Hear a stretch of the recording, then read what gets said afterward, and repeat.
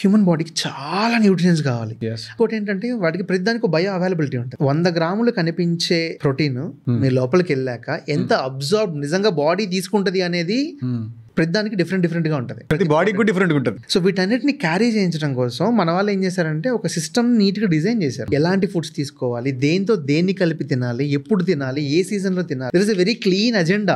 Plan. ఒక 100 మంది మీద ప్రయోగాలు చేసి బాగుంటుందంట అని చెప్పేసింది కాదు అది. అరే వాళ్ళు ఇంత ఆలోచించారా అనిపిస్తుంది. యాంటీ ఆక్సిడెంట్స్ ని గీతో కలిపిస్తే అంటే పప్పు, పచ్చళ్ళు, ధనియాల కారపొళ్ళు, పల్లి కారపొళ్ళు, వీటన్నిటిని గీ దాని యొక్క బయో అవైలబిలిటీని ఎక్కువగా ఇంక్రీజ్ చేస్తుంది. మిరియాల పాలు కొంచెం పసుపు వేసుకొని సాయంత్రం పూట తాగుతారు, స్లీప్ వస్తుంది.